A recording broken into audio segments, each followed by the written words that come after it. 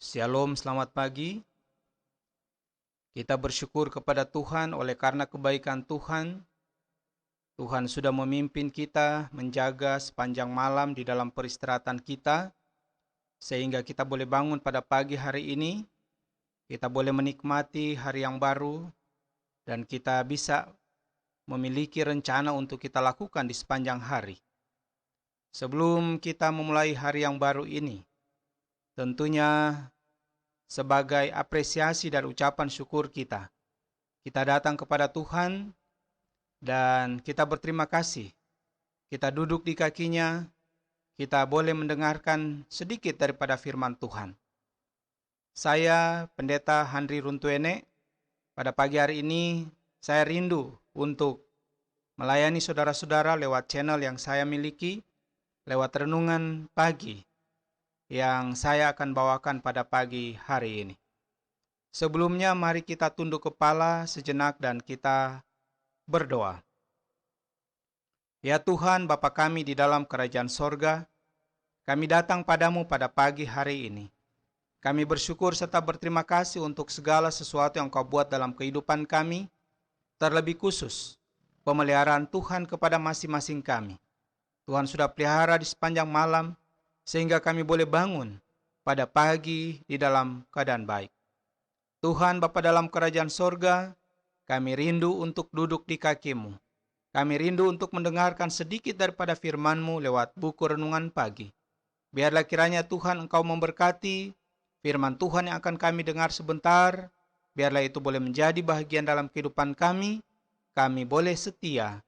Kami boleh berjalan seturut dan kehendak Tuhan di sepanjang hari, bahkan di sepanjang hari-hari kehidupan kami.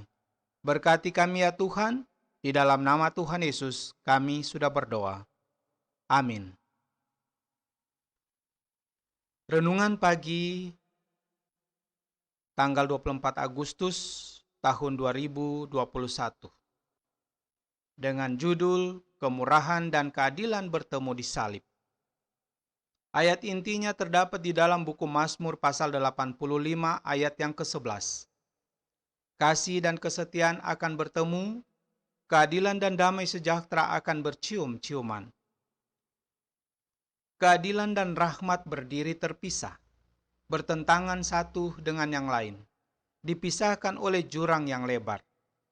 Tuhan penebus kita membungkus keilahiannya dengan kemanusiaan dan mewujudkan karakter manusia yang tidak bercela atau bercacat. Dia mendirikan salibnya di tengah-tengah antara langit dan bumi dan menjadikannya objek daya tarik yang mencapai dua arah, menarik keadilan dan belas kasihan melintasi jurang itu. Di sana terlihat Dia yang sama dengan Allah menanggung hukuman bagi semua ketidakadilan dan dosa. Dengan kepuasan yang sempurna, keadilan membungkuk hormat di salib dengan mengatakan sudah cukup.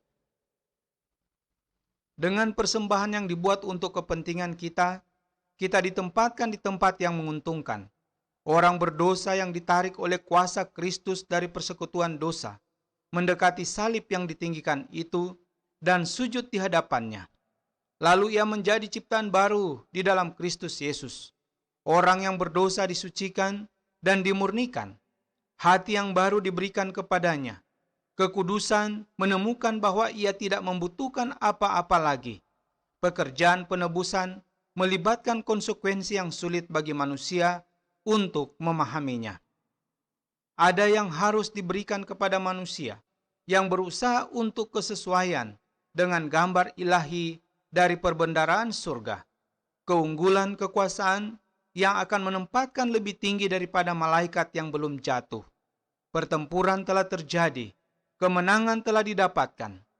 Peperangan besar antara dosa dan kebenaran memuliakan Tuhan di sorga, dan kekudusan Allah, kemurahan, kebaikan, dan hikmat-Nya terpampang di hadapan keluarga manusia yang diselamatkan, di hadapan dunia-dunia yang tidak jatuh, di hadapan semua tentara pekerja jahat, dan yang terbesar sampai yang paling kecil. Kristus di kayu salib adalah menjadi media belas kasihan dan kebenaran bertemu bersama-sama dan kebenaran dan kedamaian saling mencium. Kehebatan karunia ini adalah untuk melengkapi manusia dengan tema ucapan syukur dan pujian yang akan bertahan sepanjang waktu dan sepanjang masa kekekalan. Demikianlah pembacaan firman Tuhan kita pada pagi hari ini. Lewat buku renungan pagi, Menjadi Putra dan Putri Allah, yang ditulis oleh Ellen G. White. Kemurahan dan keadilan bertemu di salib.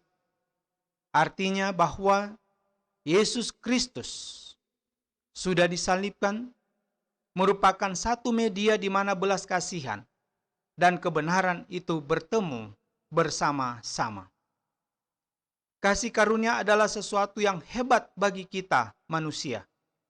Kasih karunia adalah melengkapi kita. Kasih karunia adalah satu tema besar, tema ucapan syukur dan juga pujian bagi orang-orang berdosa yang sudah diselamatkan oleh kematian Yesus Kristus di atas kayu salib. Memberikan kita kesempatan, memberikan kita kemauan, bahkan kemampuan untuk bekerja bersama-sama dengan Tuhan, untuk mengalahkan setiap godaan, setiap cobaan yang datang dari waktu ke waktu, silih berganti. Biarlah dengan renungan pagi pada saat ini boleh menjadikan kita lebih setia, menghargai arti pengorbanan Tuhan Yesus di atas kayu salib, dan membuat kita semakin dekat dengan Tuhan, juga semakin mengerti dengan sesama. Dan pada akhirnya, ketika Tuhan Yesus datang pada kali yang kedua, kita boleh diselamatkan, masuk di dalam kerajaan sorga yang Tuhan sudah janjikan bagi kita sekalian. Kiranya Tuhan memberkati kita semua. Amin. Mari kita tunduk kepala dan kita berdoa. Saya rindu untuk mendoakan saudara-saudara dengan pergumulan-pergumulan yang saudara-saudara gumuli setiap waktu, setiap hari dalam menghadapi masa sulit, masa susah di hari-hari ini. Kita tunduk kepala dan kita berdoa. Ya Tuhan Allah, Bapa kami di dalam kerajaan sorga, kami datang padamu pada pagi hari ini. Kami menaikkan ucapan syukur banyak terima kasih untuk segala berkat kasih dan karunia Tuhan yang selalu menjadi bahagian kami. Terima kasih karena Tuhan masih memberikan kami sedikit waktu, boleh duduk di kaki Tuhan, mendengarkan firman Tuhan lewat buku renungan pagi yang sudah dibawakan lewat channel ini.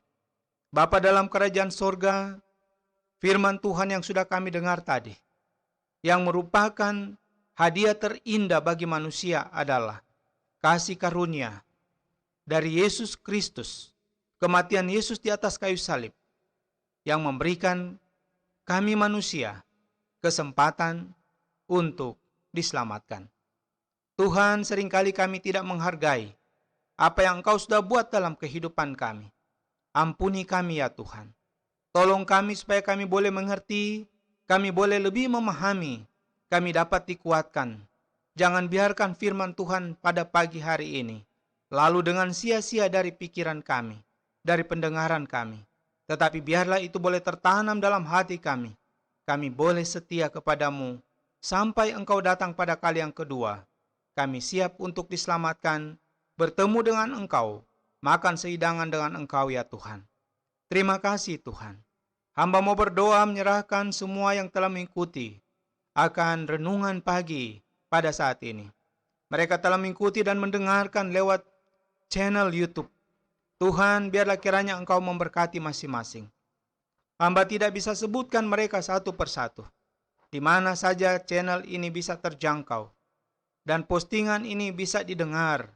Kiranya itu boleh menjadi berkat bagi kehidupan umat-umat-Mu, atau siapa saja yang bisa mengikuti akan firman Tuhan pada pagi hari ini. Tuhan memberkati mereka masing-masing dalam pergumulan kehidupan mereka ya Tuhan. Pergumulan kehidupan sebagai keluarga Tuhan berkati. Suami, istri, anak-anak. Pergumulan secara ekonomi Tuhan memberkati.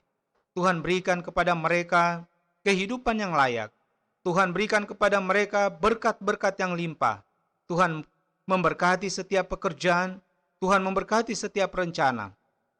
Boleh jadi mereka dalam keadaan kesusahan. Boleh jadi mereka dalam keadaan kesulitan.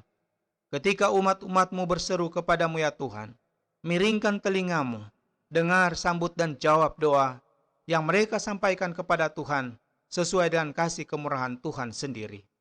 Hamba mau berdoa menyerahkan negara tercinta, Republik Indonesia, para pemimpin yang ada, mulai dari presiden, wakil presiden, dan juga pembantu-pembantu presiden, para menteri, gubernur, bupati, wali kota, camat, lurah, kepala desa, RT dan RW, bahkan keluarga-keluarga, masyarakat Indonesia dimanapun berada, kiranya selalu berada di bawah perlindungan cinta dan kasih Tuhan sendiri. Tuhan, di masa sulit, di masa pandemi virus corona, kiranya Tuhan akan memberkati, Tuhan akan berikan kepada masing-masing kemampuan.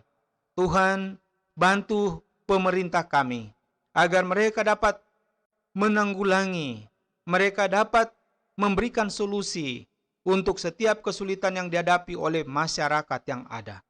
Tuhan tolong supaya semua boleh terselesaikan hanya untuk kepujian dan kemuliaan bagi nama Tuhan saja. Bapa di sorga, biarlah hari ini, pagi ini, Tuhan akan memberkati setiap rencana apa yang akan kami lakukan. Tuhan berkati setiap kami, pribadi lepas pribadi, orang tua, anak-anak. Tuhan berkati setiap usaha, pekerjaan. Tuhan berkati akan pergumulan-pergumulan yang selalu dibawa kepada Tuhan. Terpuji-pujilah nama-Mu ya Tuhan. Terima kasih untuk kesempatan yang indah yang Kau berikan untuk kami. Ini doa dan pengharapan kami. Di dalam nama Tuhan Yesus, kami sudah berdoa dan ucap syukur kepada Bapa di sorga. Haleluya. Amin.